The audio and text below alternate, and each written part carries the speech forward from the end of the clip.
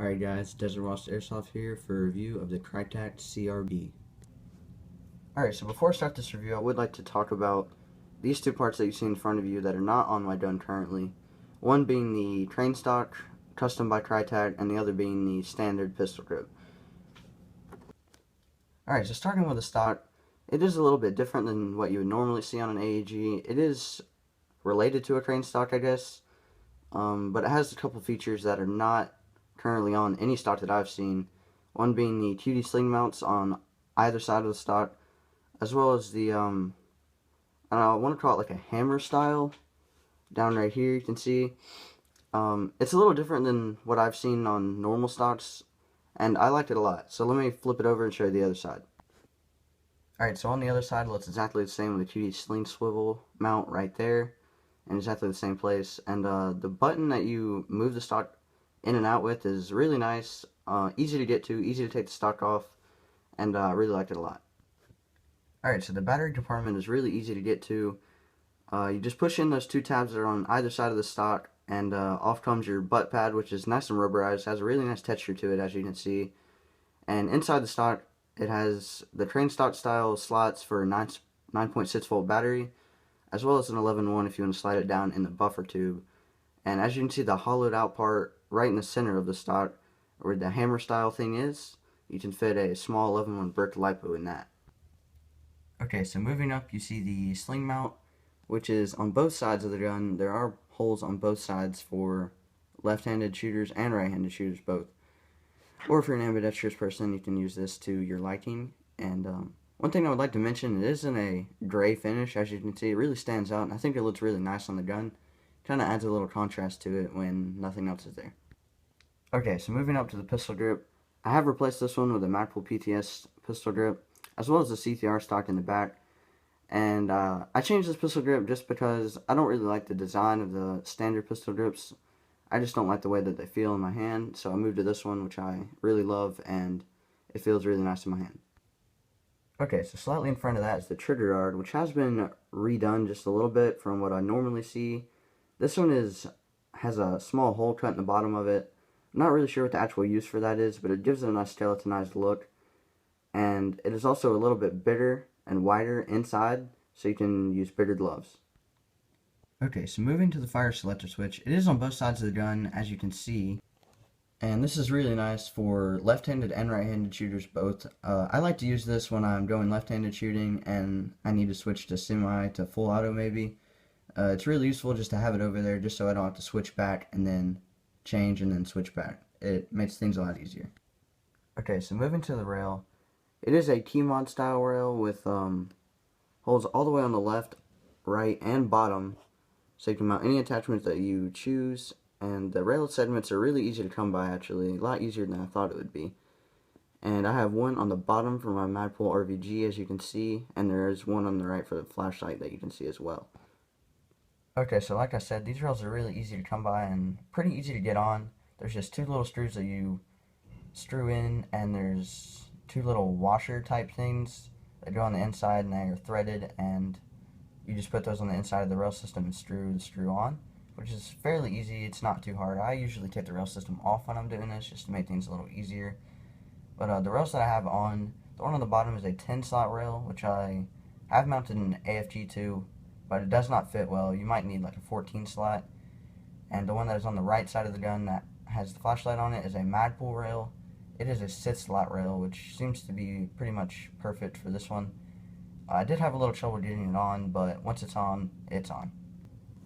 I would also like to mention that this rail system is 10 inches long, and it does have a 10-inch inner barrel, which is really nice for that integrated suppressor look if you have one. And you can see with the suppressor that I have on there, it is not quite integrated, but it is nice. And also there's a gas block, which is a little farther back than I normally see, but it is nice, and it gives it a lot cleaner look, as well as the gas tube, which gives it a nice contrast. Alright, so moving on to the internals of the gun, Krytac really went all out and did a lot of things to this gun that you normally don't see on some even upgraded airsoft guns, which is really nice to me. And a couple of them are the 8mm ball bearings on the inside, which help hold the deer steady and is really a nice feature that you normally wouldn't see unless you upgraded the gun yourself. Also, the inner barrel is 280 millimeters long, which is not bad. You get really good accuracy out of it, even though it's pretty short, due to the brand new hop-up system that they have, which is really nice. It clips, it has numbers on it for your fine tuning, and it works really well. Also, there's a quick change spring system, so all you have to do is take the receivers off of the deer box, and you don't have to take it apart, which is a really nice feature, since I like to do some of that kind of stuff too. Also, a thing that I really liked was the servo pad that is on the cylinder, which helps takes a lot of the stress off of the deer box from the piston. It's a really nice feature that I like to see on stock guns. Alright, so another thing I want to talk about are the trademarks that are on this gun. As you can see, mine are highlighted white. They did not come like that. I actually filled that in with a paint marker myself. But they do come in a nice black finish, and they are engraved, which is really nice. The ones on the receiver, that is. As you can see, there's an Airsoft use only trademark right there on the bottom of the rail system, where you find your barrel screws that are for your rail system, as well as the Virginia Beach, USA, and Defiance on the other side. Alright guys, so a couple things I would like to mention before I end this video is the things that the gun comes with stock. One being the high cap mag, which is a VFC style with the tool that is used to put in the side and turn it, which I didn't really find effective. I found it a lot easier just to wind the mag at the bottom, but that's just me. It does come with this mag and the tool, as well as these chopped iron sights, which are really nice, and they look really futuristic in my opinion. And the orange tip is really nice, and a new style that I haven't seen. Okay, so as I mentioned about the battery space in the standard crane stock, it is nice, as I mentioned, but I have opted to change to a Magpul CTR stock, which is where I house my Raptors RT2 11-1200 mAh 20C discharge LiPo. This works amazingly in this gun. It is LiPo ready due to the MOSFET that is built into the gearbox itself, which is one feature that I really like. Alright, so as you're probably wondering, how does this gun perform? Well, I use this gun with the 11-1, as I mentioned, and it performs really nice. Really snappy trigger response with an 11-1 and a 9.6, which kind of surprised me. The 9.6s, they are good, but getting used to an 11-1 is a lot different, and the 9.6 actually surprised me with this gun. It shoots really nice, right at 20 RPS with the 9.6, and right at 25 with the 11-1, which is nice, and they both shot 360 FPS very consistently. Okay, so one last thing before I end this review is the magazine compatibility. Okay, so the included high cap, which is closest to you guys, this high cap feeds decently.